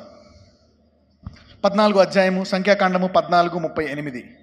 అయితే ఆ దేశమును సంచరించి చూచిన మనుషులలో నూను కుమారుడగు యెహోషువయు యెఫున్నె కుమారుడగు కాలేబును బ్రతికిరి. అంటే మొత్తము ఈ లక్షల మందిలో ఇద్దరు బతికారంట కానాను వెళ్ళడానికి. ఎవరెవరు? కాలేబు. అందరికీ ఉందా సామర్థ్యము? కానీ అందరూ ఏం చేశారు? వారి మనసును ఉపయోగించారా? ఉపయోగించలే. దేవుడి ఇష్టం, దేవుడు తీసుకెళ్ళలేదు. రాత, టైం బాగాలేదు, జాతకం బాగాలేదు, నక్షత్రం బాగాలేదు, ఏదో తప్పు తొక్కవు నువ్వు. నాకు ఒకసారి మా బంధువు వచ్చాడు. ఎలాగుండేవాడు శ్యాము, ఏమైపోయావు, ఏం తొక్కవురా అన్నాడు. ఏ నక్కని తొక్కామంటాడు. ఏం తొక్కలే, ఏం లేదు, డౌట్గా జరుగుతుందో జరగదో అని నా సామర్థ్యాన్ని కొంచెం మనస్ఫూర్తిగా దీనికి వాడా. దేవుడు తన సామర్థ్యంతో నన్ను పైకి లేవనెత్తాడు. అనుమానంతో, డౌట్తో, భయంతో అడుగులు వేశా. భయంతో, పూర్తి విశ్వాసం అడుగుతోటి వేసుకుంటాం. సరే మునిగితే మునిగామనేసా. దేవుడు తన సామర్థ్యాన్ని నుంచి పైకి లేపాడు. ఈరోజు ఎవరైతే భయముతో జరుగుతాదో జరగదో, అయ్యో భయం గజగజ వణుకుతూ వచ్చారో ఇక్కడికి, వాళ్ళందరికీ దేవుడు తన సామర్థ్యం నుంచి పైకి లేవనెత్తాడు. పక్కనాలతో చెప్పండి, నీ కొంచెం విశ్వాసం వాడావు కాబట్టి నీ అవిశ్వాసాన్ని అంతటినీ విశ్వాసంగా మారుస్తాడని చెప్పండి. Yes, if you use your little faith, God will turn your unbelief into belief. Hallelujah. నీకుండే కొంచెం విశ్వాసం, భయంతోటే, వేదనతోటే, బాధతోటే నీకుండే కొంచెం విశ్వాసాన్ని వాడితే దేవుడు చేయి పట్టుకొని దాన్ని గొప్ప విశ్వాసంగా మారుస్తాడు. Hallelujah. It's up to God. It's not up to man. సమస్తం దేవుడికే కాదు. దేవుడు ఆయన ఆశీర్వదించాడు. No no no, it's not up to all. It's not up to man, it's not up to God completely. ఎవరైతే ఈరోజు వాక్యం వింటున్నారో వాళ్ళ జీవితాలు ఈ రోజు నుంచి బహుశ్రేష్టముగా మారిపోతాయి. ఎందుకంటే ఇప్పుడు దాకా ఏమనుకున్నారు? దేవుడు చేసేలే, మనకేం చేయకూడదు, దేవుడే. కానీ ఈ వాక్యంతో ఎవరైతే ప్రభువా నేను కూడా చేయి పైకెత్తున్నాను, చేయి పట్టుకోనండి, చేయి పైకెత్తండి. ఎవరైతే ఎస్ చేయి పైకెత్తాడు, అందరు చేయి దేవుడు పట్టుకుంటాడు. That's it. ఆయన ఎక్కడో ఉంటాడు కదా, చెయ్యి నా చెయ్యి అంతదంటావా? చాలు, ఇక్కడ దాకా లేపుతావు, అక్కడ దాకా లేపు, ఆ పైనుంచి వచ్చి ఆ చెయ్యి పట్టుకుంటుంది నేను. Lift up your hand to wherever you can lift. Hallelujah. నీకు షోల్డర్ ఫ్రాక్చర్ అయిందా? ఇక్కడ దాకా లేపగలవా? చాలు, ఇక్కడ దాకా లేపు, ఇక్కడి నుంచి దేవుడు పైకి లేపుతాడు. Hallelujah. Wherever you can do it. It's not all up to God or all up to man. Alright, ఇప్పుడు అసలు క్యాన్ దగ్గరికి వచ్చేద్దాం. ఇక్కడ ఇంకొక డైలాగ్ దేవుడు వాడాడు. రోమిలికి రాసిన పత్రికలో, రోమిలికి రాసిన పత్రిక ఒకసారి వెళ్దాం. Let's go there, let's see what God has used this. 9వ అధ్యాయంలో 17వ వచనం చదువుదాం. మరియు లేఖనము ఫరోతో ఈలాగు చెప్పెను, నేను నీ యందు నా బలము చూపుటకును నా నామము భూలోకమందంతటా ప్రచురమగుటకును అందు నిమిత్తమే నేను నియమించి తిని. 16 నుంచి కూడా చదవమ్మా. కాదు, మరియు లేఖనము ఫరోతో ఇలాగు చెప్పాను. ఎందుకు ఫరోతో చెప్పింది అంటే అది దేవుడి చిత్తమా? లేఖనము ఫరోతో ఇలాగూ చెప్పాను, నేను నీ యందు నా బలము చూపుటకు, నా నామము భూలోకమంతటా ప్రచురమగుటకు అందు నిమిత్తమే నిన్ను నియమించుతున్నా. అంటే దేవుడే ఫరోడు అలా చేశాడా, లేక ఇందులో ఫరో మూర్ఖత్వం కూడా ఉందా? ఈ వచనం ఒకటి చూసుకుంటే ఏమనిపిస్తుంది? దేవుడే ఫరోను అలా చేసినట్టు ఉంది, అవునా కదా? If you see only this verse, ఈ వచనం ఒకటే మీరు చూస్తే ఏమని ఉంటుందంటే, రోమిలికి రాసిన పత్రిక 9:17. కొంచెం లోతుకి వెళ్తున్నా, అందరికి అర్థమవుతుంది కదా? ఓకే, ఎందుకంటే దేవుడికి కూడా తెలుసు మీరందరూ బాగా విని ఉన్నారు కాబట్టి కొంచెం లోతుగా తీసుకెళ్తున్నారు మిమ్మల్ని. హల్లెలూయా. You are handling. ఇప్పుడు నువ్వేంటంటే నువ్వు పాలు తాగువాడు కాదు, మాంసం తినేటంత బలము గలవాడు అయిపోయావు నువ్వు. Hallelujah. You are not just a milk baby, you are more than a forex baby. Okay okay, కాబట్టి ఇప్పుడు ఫరో దగ్గరికి వెళ్దాం. పదండి, ఫరో దగ్గరికి వెళ్దామా? Right, let's go to his highness Pharaoh. Exodus chapter 7, నిర్గమకాండము 7వ అధ్యాయానికి వెళ్దాం. నిర్గమకాండము 7వ అధ్యాయము మొదటి 5 వచనాలు చదువుకుందాం. కాగా యెహోవా మోషేతో ఇట్లనెను, ఇదిగో నిన్ను ఫరోకు దేవునిగా నియమించి తిని, నీ అన్న అహరోను నీకు ప్రవక్తగా ఉండును. నేను నీకు ఆజ్ఞాపించినది యావత్తు నీవు పలుకవలెను. ఫరో తన దేశములో నుండి ఇశ్రాయేలీయులను పోనీయవలనని నీ అన్న అయిన అహరోను అతనితో చెప్పును. అయితే నేను ఫరో హృదయమును కఠినపరిచి, ఆగండి, అయితే నేను ఫరో హృదయమును కఠినపరిచి ఐగుప్తు దేశములో నా సూచక క్రియలను నా మహత్కార్యములను విస్తరింపజేసేదను. రైట్, ఈ వచనం చూసుకుంటే మనం కొత్త నిబంధనలో రోమిలికి రాసిన పత్రిక 9వ వచనము ఇది, ఈ రెండు గనక చూసుకుంటే మొత్తము ఫరో హృదయాన్ని ఎవరు కఠినపరిచినట్టే ఉంది? దేవుడే, ఓన్లీ గాడ్. అవునా? Only God. కానీ సమస్తము దేవునికే ఉందా? కాదు, ఫరో రోల్ కూడా ఉంది. చూద్దాం ఫరో రోల్ ఏమన్నా ఉందా లేదా. ఇక్కడ ఏమంటున్నాడు? నేను ఫరో హృదయమును కఠినపరిచి. అంటే దేవుడు సాధారణంగా ఎవనికి కలిగిన వానికి ఇవ్వబడును, లేని వాని వద్ద నుండి ఉన్నది తీసివేయబడు. అంటే అది విని నీ హృదయమును సిద్ధపరచుకొని నీ హృదయమును సున్నితము చేసుకునే సామర్థ్యము ఉంటే ఓకే, సున్నితపరుస్తాడు. లేదు, నీ హృదయాన్ని కఠినపరుచుకుంటే ఏం చేస్తాడు? ఇంకా కఠినమయ్యే అవకాశం ఉంది. చూద్దాం. ఎందుకంటే నువ్వు సత్క్రియ చేయని ఎడల గుమ్మం మధ్య ఎవరుంటారు? పాపము పొంచి ఉంటుంది. వాడి వల్ల నీకేం కలుగుతుంది? వాంఛ. తర్వాత వాడు ఏం చేస్తాడు? నువ్వేం చేస్తావు? వాడిని ఏలుతావంట. You start ruling. అంటే సమస్తము దేవునికే కాదు, సమస్తము ఫరోకే కాదు. ఓకే, కొంచెం ఫరోకి ఉంటుంది, కొంచెం దేవుడికి. That's how God made man. అందుకే అంటాడు, నేను మానవుని తన స్వరూపంలో చేశాను. రైట్, ఇప్పుడు చూద్దాం. ఇది ఈ ఒక్క వచనం చదివితే అలా ఉంటుంది, కానీ 5 వరకు చదవమ్మా. ఫరో మీ మాట వినడు, కానీ ఫరో మీ మాట అంటే దేవుడే చేసినట్టు అలాగా. అవునా? రైట్, చూద్దాం. కానీ నేను నా చెయ్యి ఐగుప్తు మీద వేసి గొప్ప తీర్పుల చేత నా సేనలను ఇశ్రాయేలీయులైన నా ప్రజలను ఐగుప్తు దేశములో నుండి వెలుపలికి రప్పించెదను. నేను ఐగుప్తు మీద నా చెయ్యి చాపి ఇశ్రాయేలీయులను వారి మధ్య నుండి రప్పింపగానే నేను యెహోవానని ఐగుప్తీయులు తెలుసుకొందురు అని. అంటే ఫరో కఠినత్వాన్ని దేవుడు ఉపయోగించుకుని అద్భుతాలు ఎక్కువ చేశాడా, లేకపోతే అవునా దేవుడే ఫరోని అలా చేసి అద్భుతాలు పెంచాడా? ఫరో కఠినత్వాన్ని దేవుడు ఉపయోగించుకొని వారి హృదయాన్ని ఇంకా కఠినపరిచి, అవునా, ఏం చేశాడు? ఆయన అద్భుతాలకు త్రోవ కల్పించాడు. అంటే అపవాది చేసే దాన్ని దేవుడు వాడుకుంటాడా, వాడుకోడా? Yes, the devil has a plan, God has a plan. సైతానికి ఒక ప్రణాళిక ఉంది, దేవుడికి కూడా ఒక ప్రణాళిక ఉంది. ఎవరెవరైతే సైతానుడు భయంలో ఉన్నారో వాళ్ళందరికీ ఈరోజు దేవుడి ప్రణాళిక తేటగా కనపడుతుంది. హల్లెలూయా. వాడు ఓటమి వస్తే దేవుడు విజయాన్ని చూపిస్తున్నాడు, వాడు మరణాన్ని చూపిస్తే జీవము, వాడు అబ్నార్మల్ రిపోర్ట్సా, దేవుడు నార్మల్ రిపోర్ట్ చూపిస్తున్నాడు. వాడు అప్పులు చూపిస్తున్నాడా, దేవుడు సమృద్ధిని చూపిస్తున్నాడు. Hallelujah. It's not all up to the devil or all up to God or all up to man. Okay, 7వ అధ్యాయము 14వ వచనానికి వద్దాం. 7వ అధ్యాయము 14వ వచనము. తరువాత యెహోవా మోషేతో ఇట్లనెను, ఫరో హృదయం కఠినమైనది. ఆగండి, ఇక్కడ దేవుడు కఠినపరిచాడా, ఫరో హృదయం కఠినమైందా? చదవండి. అతడు ఈ ప్రజలను పోనీయనొల్లడాయెను. అంటే ఫరో కనికరము చూపించగలడా? చెప్పండి. చూపించగలడు. ఫరో హృదయము విశ్వాసముగా అతను మార్చుకోగలడా? అవును, మార్చుకోగలడు. కానీ ఫరో విశ్వాసాన్ని చూపించే బదులు, అవునా, కనికరము చూపించే బదులు ఏం చూపించాడు? కఠినత్వాన్ని చూపించాడు. కాబట్టి దేవుడు ఏం చేశాడు? అతని హృదయాన్ని ఇంకా కఠినపరిచాడు. Hallelujah. You got it now? Okay. అదే అధ్యాయము 22వ వచనం చదవమ్మా. ఐగుప్తు శకునగాండ్రు కూడా తమ మంత్రముల వలన అట్లా చేయగా యెహోవా చెప్పినట్టు ఫరో హృదయము కఠినమాయెను. ఆగండి. అంటే దేవుడు కావాలని కఠినపరిచాడా? ఫరో కఠినపరచుకోబట్టి కఠినపరిచాడా? అంటే ఫరో ఎప్పుడైతే హృదయాన్ని కఠినపరుచుకున్నాడో, ఫరో గుమ్మం దగ్గర ఎవరున్నారు? అపవాది వచ్చాడు. వాడు ఏం చేశాడు? ఫరో హృదయాన్ని, నీ హృదయం మారు మనసు పొందవా నువ్వు? ఆయన వచ్చి నీకు చెప్పినా సరే, దేవుడు అని చెప్పినా నువ్వు హృదయంలో విశ్వసించవా? పద, నేను వచ్చేసా, ఇంకా గట్టిగా రాయి చేస్తా చూడ, ఇంకా కఠినపరిచేశాడు. కలిగిన వానికి ఇవ్వబడును, లేని వానికి కలిగినది నిర్గమకాండము. ఇప్పుడు ఇప్పుడు ఇప్పుడు అర్థమైపోయిందా? ఇప్పుడు దేవుడు కఠినపరిచాడా, ఫరో కఠినపరుచుకున్నాడా? ఈ 2 వచనాల్లో చూస్తే దేవుడు కఠినపరిచినట్టుందా, ఫరో కఠినపరిచాడని ఉందా? ఫరోయే కఠినపరుచుకున్నాడని ఉంది. ఓకే. 8:15. ఫరో ఉపశమనము కలుగుట చూచి యెహోవా సెలవిచ్చినట్టు తన హృదయమును కఠినపరుచుకొని వారి మాట వినకపోయెను. 8వ అధ్యాయము 19వ వచనము. శకునగాండ్రు ఇది దైవశక్తి అని ఫరోతో చెప్పారు. ఆగండి.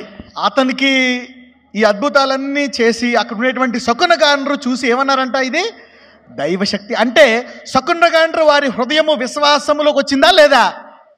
వారి కఠినమైన హృదయం నుంచి ఎందులోకి వచ్చారు? విశ్వాసంలోకి వచ్చారు. కానీ ఫరో కూడా సామర్థ్యం ఉందా? ఉంది. కానీ ఫరో వాడా? వాడుకోలే. చదవండి. శకునగాండ్రు ఇది దైవశక్తి అని ఫరోతో చెప్పిరి. అయితే యెహోవా చెప్పినట్టు ఫరో హృదయము కఠినమాయెను, అతడు వారి మాట వినకపోయెను. హల్లెలూయా. నౌ చూద్దాం. 32వ వచనం చదవండి. 8వ అధ్యాయము 32. అయితే ఫరో ఆ సమయమున కూడా తన హృదయమును కఠినపరుచుకొని జనులను పోనీయడా. ఆగండి. ఇక్కడ ఏమనుంది? దేవుడు కఠినపరిచాడా, తన హృదయమును కఠినపరుచుకున్నాడా? అయితే ఫరో ఆ సమయమును కూడా తన హృదయమును, అంటే ఆ సమయమును కూడా ఫరో ఉపయోగించుకునే సామర్థ్యము ఉంది. అంటే ఫరో విశ్వాసముతో దేవుణ్ణి నమ్మి తన ప్రజలను విడిచిపెట్టే సామర్థ్యము ఉంది. ఎవరైతే ఈరోజు నేను చనిపోతాననుకున్నారో మీ అందరూ విశ్వసించి దాన్ని సాక్ష్యముగా మార్చుకునే సామర్థ్యం ఉంది.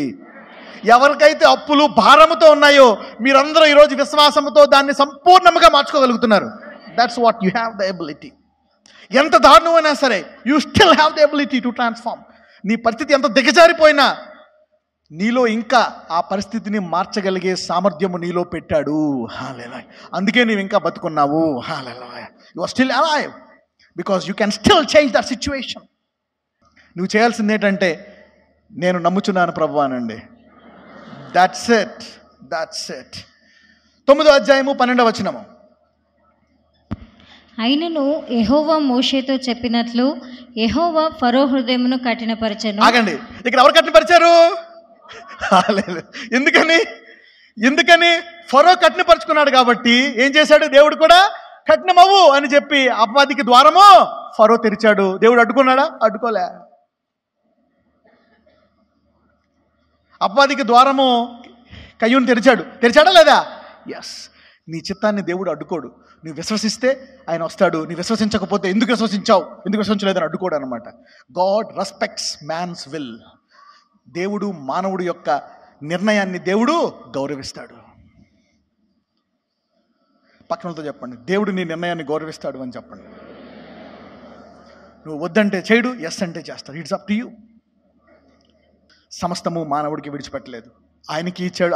ఆయన కొంచెం సామర్థ్యము, సంపూర్ణ సామర్థ్యం ఆయన పెట్టుకున్నాడు. నీకు కూడా కొంచెం సామర్థ్యము ఇచ్చాడు. 9:34-35. అయితే ఫరో వర్షమును వడగండ్లను ఉరుములను నిలిచిపోవుట చూచి అతడును అతని సేవకులను ఇంకా పాపము చేయుచు తమ హృదయములను కఠినపరచుకున్నారు.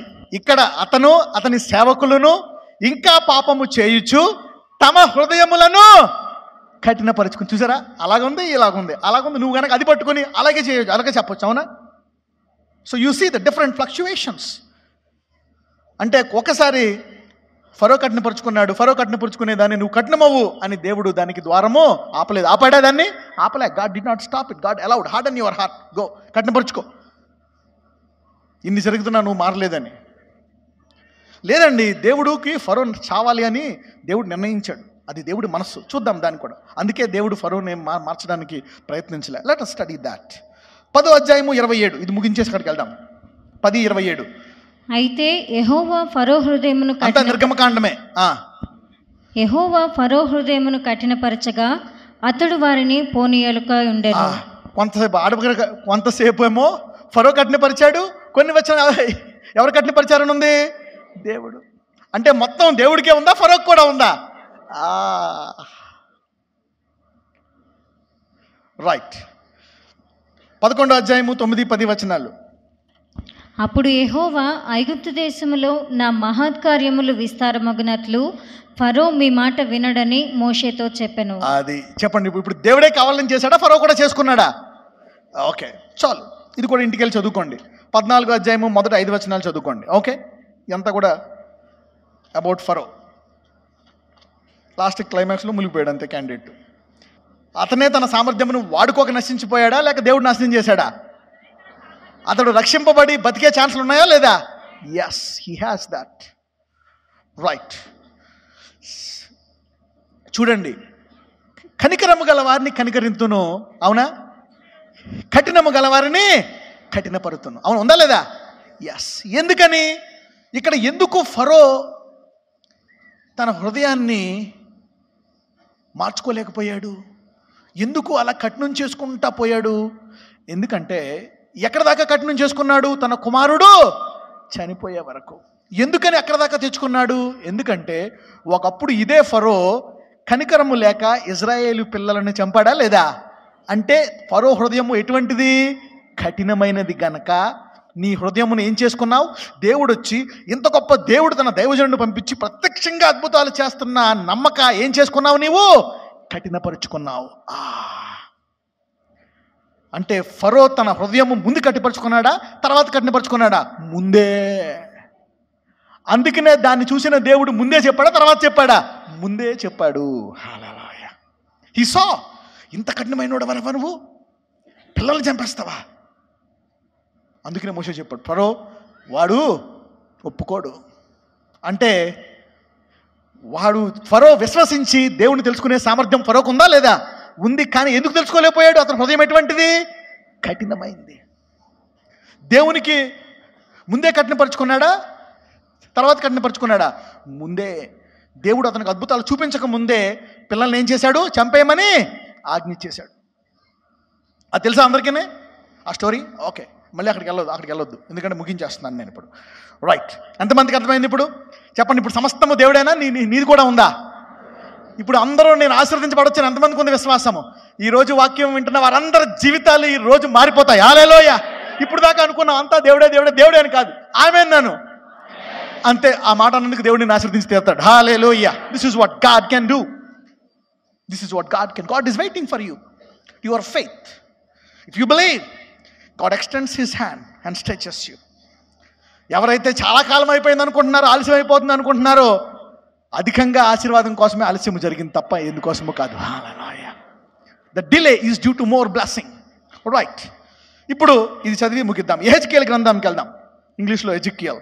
నువ్వు బైబిల్ ఇంట్లో చదువుతూ ఉంటే, అవునా, నువ్వు ఫస్ట్ టైం వాక్యం వింటే నీకు కొంచెం ఆశ్చర్యంగా ఉంటుంది, కానీ బైబిల్ చదివిన వాళ్ళకి హృదయంలో విశ్వాసం తన్నుకు బయటకు వస్తుంది. హల్లెలూయా. అంటే నేను విశ్వసిస్తే నా ప్రార్థన ఆలకించి దేవుడు నా జీవితాన్ని మారుస్తాడు అనమాట. Hallelujah. So God is going to change your life. Okay, చూద్దాం. ఎహెజ్కేలు 33:11 నుంచి చదువుదాం. 19 వరకు చదువుకుందాం. From verse 11. కాగా వారితో ఇట్లనము, నా జీవము తోడు దుర్మార్గుడు మరణమునందుట వలన నాకు సంతోషము లేదు. నా జీవము తోడు. చూడండి, ఎహెజ్కేలు గ్రంథము 33వ అధ్యాయము 11వ వచనము. కాగా వారితో ఇట్లనము, నా జీవము తోడు దుర్మార్గుడు మరణము నొందుట వలన నాకు సంతోషము. ఫరో అలా హృదయం కఠినపరుచుకొని చచ్చిపోవడము దేవుడికి ఇష్టమా? నో. ఎవరైనా సరే ఈ భూమిలో నశించిపోవాలనేటువంటిది దేవుడికి ఇష్టమా? నో. మూర్ఖులు చావాలనేటువంటిది దేవుని చిత్తమా? నో. అప్పుడప్పుడు మనకుంటుంది కోపం, ప్రభువా వీడు మామూలుగా హింస పెట్టలేదు నాయన, ఆయన బతికించకాయా. కీర్తనలు అలాగే రాస్తాడు, అవునా కదా? కొంచెం శరీరం దావిడి చేస్తాడు, ప్రభువా వాడిని తరిమి తరిమి కొట్టుము, వాడి నడుము విరగొట్టుము నాయన, నీ దూతను పంపించి వాడి మడిమిని చెతకొట్టుము నాయన. ఇవన్నీ రాస్తాడు దేవుడు. అవునా? ఏం చేస్తాడో తట్టుకోలేక దావీదు పగ కసెక్కిపోయి, ఎందుకంటే అలా ఇరగొట్టరు కాబట్టి రాస్తాడు అన్నమాట, ప్రభువా తరిమి తరిమి కొట్టు నాయన అని. అవునా? రకరకాలుగా రాస్తాడు. వాడు భిక్షమెత్తుకొను గాక, అన్నీ రకరకాలుగా రాస్తాడు. అవునా? వాడు ఎంత మెతుకెత్తగా అది వాడికి దొరకపోను గాక, రకరకాలుగా తిట్టిపడతాడు ది క్యాండిడేట్. సో అది కూడా రాశాడు దేవుడు. Yes, that's the man's desire. నీ కొరకు కూడా రాశాడు బైబిల్లో. అవునా కదా? ఎందుకంటే ఎవరి కొరకు? నీ కొరకే. అవునా? అందుకే మన శరీరంలో ఉండే బలహీనత ప్రార్థనలో, బలం గల ప్రార్థనలో, విశ్వాస ప్రార్థనలో, దేవుని చిత్తానుసారమైన ప్రార్థనలు కూడా రాశాడు ఇందులో. హల్లెలూయా. కానీ యేసుప్రభు వారు పూర్తిగా దాన్ని ముగిస్తారు. అవునా? నీ శత్రువులను ప్రేమించుము అని. అవునా? సో ఓకే, చదవమ్మా. దుర్మార్గుడు మరణము నొందుట వలన నాకు సంతోషము. చదవండి. దుర్మార్గుడు తన దుర్మార్గత నుండి మరలి బ్రతుకుట వలన నాకు సంతోషము కలుగును. దుర్మార్గుడు తన దుర్మార్గత నుండి మరలి బ్రతుకుట వలన నాకు సంతోషము కలుగును. ఒకవేళ ఫరో గనక అలా విడిచిపెట్టేస్తే ఫరో బతికేవాడు, తన ప్రజలు కూడా విడిపింపారు. ఇది దేవునికి ఇష్టమా? This is what God likes more than destroying Pharaoh. ఫరోని చంపి ముంచి తీసుకెళ్లాలనేటువంటి దేవుడి ప్లాన్ కాదు. దుర్మార్గుడు తన దుర్మార్గత నుండి మరలి బ్రతుకుట వలన నాకు సంతోషము కలుగును. చదువమ్మా. కాబట్టి ఇశ్రాయేలీయులారా మనసు త్రిప్పుకొనుడి, మీ దుర్మార్గత నుండి మరలి మనసు త్రిప్పుకొనుడి, మీరెందుకు మరణమునందుదురు, ఇదే ప్రభువగు యెహోవా వాక్కు. అంటే ఫరో హృదయము కఠినమవుతున్నప్పుడల్లా దేవుడు ఏమనుకుంటున్నాడు? వీడు హృదయం మారితే బాగుండు అనుకుంటున్నాడా లేదా? ఎస్. సో గాడ్ మరి ఏసావు కూడా అనుకుంటున్నాడా? దేవుడు ఏసావుని కూడా ఇప్పుడైనా వీడు గౌరవిస్తే బాగుండు, జ్యేష్ఠత్వం ఇచ్చేస్తాను అనుకున్నాడా లేదా దేవుడు ఏసావుని? Yes. So God has been waiting. God doesn't want anybody to lose. నువ్వు అనుకోవచ్చేమో దేవుడైనా నాశనం చేసేస్తున్నాడని. లేదు, మీరందరూ మీ అనారోగ్యం నుండి బయటికి రావాలనేటువంటిది దేవుడి కోరిక. ఈ పాపంలోంచి నేను బయటికి రావట్లేదు, అందులోంచి రావాలనేటువంటిది దేవుని కోరిక. ఈ అప్పులోంచి రాలేకపోతున్నావు, అది దేవుని చిత్తము రావాలనేటువంటిది. హల్లెలూయా. ఇక్కడ ఉన్న వారందరూ కూడా సమృద్ధి గల జీవములోకి రావాలని, మీ శత్రువులందరూ పాదముల కిందకి రావాలనేదే దేవుని చిత్తము. అలాంటి వాటి లేచి నుంచి మీ కొరకు ప్రార్థన చేస్తాను. Hallelujah. If that is the case,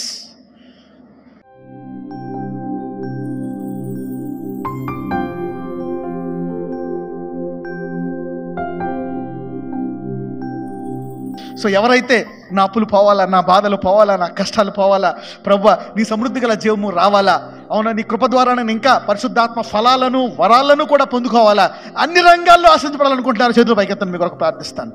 yes father. అవును ప్రభా, ఇదిగో సమస్తము మా మీదే లేదయ్యా, సమస్తము నీ మీదే లేదు, మానవుడికి కూడా నీ అధికారాన్ని ఇచ్చావు. అవును, అనేక మంది అనేక సమస్యలతో ఇది దేవుని చిత్తము అందుకే నాకు జరగట్లేదని అనుకుంటున్నారయ్యా. కాదు, ఈరోజు అది నీ చిత్తము కాదు. ఈరోజు ఇదిగో ఆ వ్యాధిలో ఉండుట, ఆ అప్పులో ఉండుట, ఆ కష్టములో ఉండుట, ఆ నిరుద్యోగంలో ఉండుట, ఆ బాధలో ఉండుట, అయ్యా ఏ కష్టములో ఉండుట అది దేవుని చిత్తము కాదు. దేవుడు నీ పాపాలను యేసయ్య మీద శిక్షించాడు కాబట్టి నీ మీద శిక్షించడు. ఈరోజు నీది దేవుని చిత్తం అనుకుంటున్నావేమో, కాదు. నజరేయుడైన యేసయ్య ఈరోజు ఎవరైతే ఈ ప్రార్థనలు ఏకీవిస్తున్నారో వారి శరీరంలో ప్రతి బలహీనతను తీసివేయమని ప్రార్థిస్తున్నాను. ప్రతి అప్పును తీసివేయండి. ఏ రిపోర్ట్ అయితే నార్మల్ రాలేదో నజరేయుడైన యేసు నామమున ప్రతి రిపోర్టు నార్మల్ వచ్చుట నీ చిత్తము కాబట్టి నార్మల్ వచ్చును గాక అని నేను ప్రార్థిస్తున్నానయ్యా. ప్రతి ఒక్కరూ బాగుపడాలని, ప్రతి దురాత్మశక్తులు పోవాలని, ప్రతి ఒక్కరూ శాంతిగా బతకాలని, ప్రతి ఒక్కరూ దీర్ఘాయువుతో ఉండాలని నీవు కోరుకుంటున్నావయ్యా. ఇది ఎవరైతే ఏకీపిస్తారో ఇదిగో సంఘమంతా నుంచో ఏకీపిస్తుందయ్యా. అందరూ నీ చిత్తము. అవును ప్రభువా, అవును మా జీవితంలో నీ చిత్తాన్ని జరిగించు. మేము కూడా ఏకీపిస్తున్నాము, మేము విశ్వాసము చూపిస్తున్నామని ప్రతి ఒక్కరు విశ్వాసము చూపించుండగా ఈ రోజు నుంచి ఎన్నడూ చూడని ఆశీర్వాదములను వారికి చూపించండి. ఇంకా కన్ను చూడలేదు, హృదయం గ్రహించలేదు, అటువంటి ఆశీర్వాదాలు నీ బిడ్డలకు దయచేయండి. అనారోగ్యములను తీసివేయండి, అప్పులను తీసివేయండి, ఇంకా కనని గర్భాన్ని కనే గర్భముగా మార్చండి. ఉద్యోగాలను దయచేయండి, గృహాలను దయచేయండి. ప్రతి ఒక్కరికి మంచి గృహం ఉండాలనేటువంటిది నీ చిత్తమయ్యా. ప్రతి ఒక్కరు దీర్ఘాయుతో ఉండాలని, ప్రతి ఒక్క పిల్లలు సమృద్ధిగా చదువుకోవాలని, ప్రతి ఒక్కరికి వివాహము జరగాలని పెద్దయిన తర్వాత అది నీ చిత్తమయ్యా. ప్రతి ఒక్కరు అన్ని రంగాల్లో ఆశ్రదించబడాలని, ఎవరెవరైతే ఇది నా చిత్తము కాదనుకుంటున్నారో దాన్ని ఖండిస్తున్నామయ్యా. ఎవరైతే ఏకీపించి ప్రార్థిస్తున్నారో వారి జీవితములను ఆశీర్వదించి వారికి కావలసినవి దయచేయటం నీ చిత్తమని నజరేయుడైన యేసు నామమున, సర్వశక్తి గల యేసు నామమున ప్రార్థిస్తున్నాము తండ్రి. ఆమేన్. ఈ రోజు నుంచి మీ జీవితాల్లో గొప్ప మార్పులు చూస్తారు మీరు. Hallelujah. God will see you those things.